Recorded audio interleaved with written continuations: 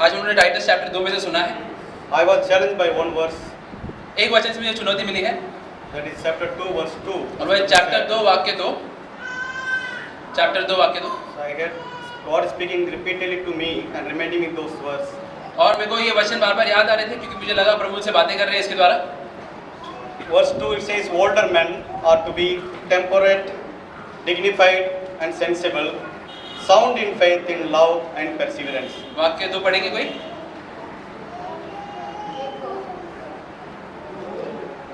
दो हाँ, चैप्टर 2 वाक्य 2। वृद्ध पुरुष संयमी, सम्मानीय और समझदार हो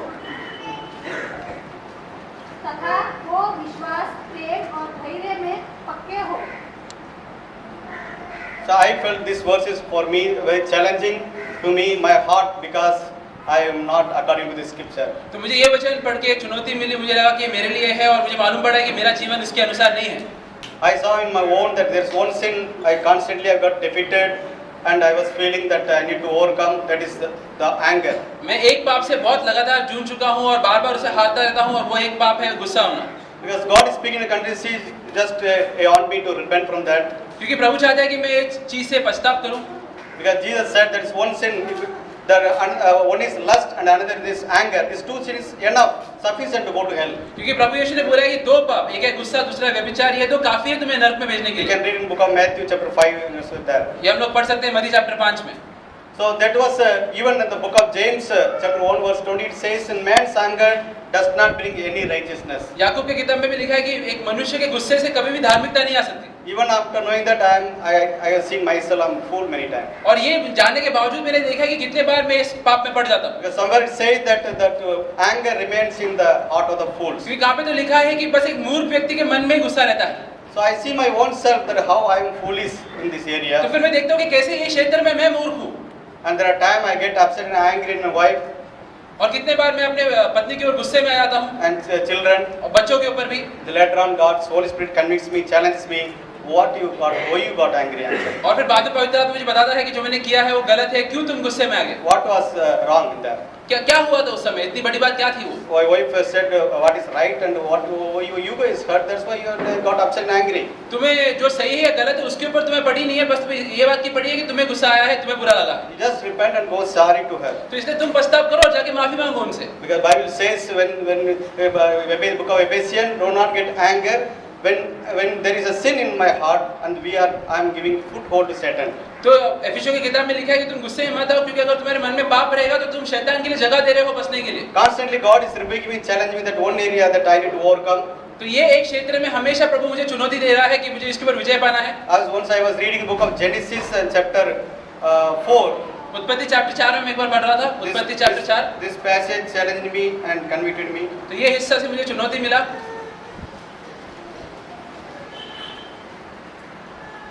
Genesis chapter 4. उत्पत्ति chapter 4 verse 4 to 7 somebody can read. वाक्य 4 से 7 कोई पढ़ेंगे? 4 से 7। और हबील ने भी अपने भेड़ बकरियों के फैलोटे में से कुछ को चर्बी सहित भेंट चढ़ाया तथा यहोवा ने हबील और उसकी भेंट को तो ग्रहण किया, परंतु कौन और उनकी भेंट को उसने ग्रहण नहीं किया। तब कौन ने अति क्रोधित हुआ और उसका मुंह उतर गया। और यहोवा ने कौन से कहा, तू क्यों क्रोधित है और तेरा मुंह क्यों उतरा हुआ है? यदि तू भला करे तो क्या तू ग्रहण न किया जाएगा? पर यदि तू भला ना करे तो पाप द्वार पर झुका बैठा है और वो तेरी लालसा करता है, परंतु तुझे उस पर प्रभुता करना है। Amen. So here we see that there are two brothers. We all know the story that going and went to sacrifice. तो अब हम लोग ये कहानी से वाकिफ है दो भाइयों के बारे में जो लोग बलिदान चढ़ाने जा रहे थे प्रभु की ओर। God accepted and had regard for one and he did not accept regard for another. तो प्रभु ने एक बलिदान को स्वीकारा लेकिन दूसरे को नहीं। So I was thinking why? मैं सोचा था क्यों? Because God sees not that just sacrifice outside what we do, but He sees our heart. क्योंकि प्रभु बाहरी बलिदान को नहीं देखता, वो देखता है कि कौन से मन से आ रहा है। In book of Hebrews chapter 11, we can read in that we at home that it says that about Abel heart. God talks about God's heart of the Abel. इब्रानी 11 में हम लोग बाद में पढ़ सकते हैं कि कहाँ पे वहाँ पे लिखा है कि जो एबल था उसका मन कैसा था। God accepted Abel, regarded for Abel because his heart was right before God. तो प्रभु ने एबल का बलिदान को स्वीकारा क्योंकि उसका जो मन था प्रभु की ओर साफ था। He offered that sacrifice because he had a faith in his heart, also he was righteous before God. तो उसने वो बलिदान प्रभु की ओर इसलिए दिया क्योंकि उसके मन में प्रभु की ओर विश्वास था और उसके मन में प्रभु की ओर उसका जो रिश्ता था वो भी सही था। So that was challenging, that we may offer lot of things for the name of God. तो उसी तरीके से हम भी कई सारी चीज त्याग सकते हैं प्रभु के नाम में। We may give up lot of things. हम लोग कई सारी चीज छोड़ सकते हैं। We may do lot of activities for God. We can do ministry. बहुत सारे काम सेवा कार्य कर सकते हैं प्रभु के You लिए। can come to the meeting. You can praise God, sing song. कलेशे में आ सकते हैं, प्रभु की स्तुति कर सकते हैं, गीत गा सकते हैं।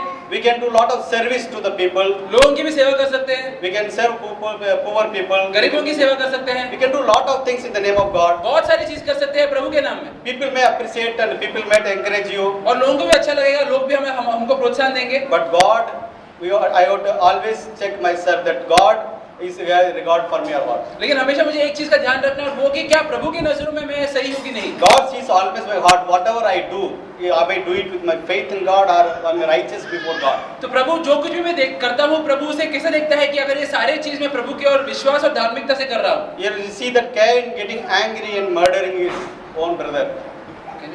Cain.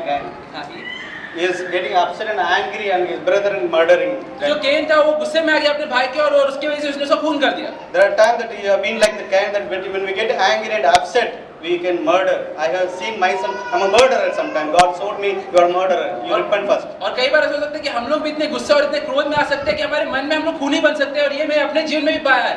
The verse 6 and 7 was challenging to me to that the Lord said to Cain, I took it myself. Why are you angry? वाक्य 6 और 7 में जहाँ पे प्रभु And ने बोला है why कि is your countenance fallen? वाक्य 6 और 7 में जब प्रभु बोलते हैं केन की ओर कि तुम गुस्से में क्यों हो, क्यों तुम्हारा मुंह उतरा हुआ है, तो मैंने कई बार अपने आप के ऊपर भी लागू किया है। Verse 7 says, if you do well, will not your countenance be lifted up? वाक्य 7 में लिखा है कि अगर तुम सही चीज करोगे तो तुम्हारा मुंह उतरा हुआ रहेगा क्या? नहीं। And if you do not do well, sin is crouching at the door.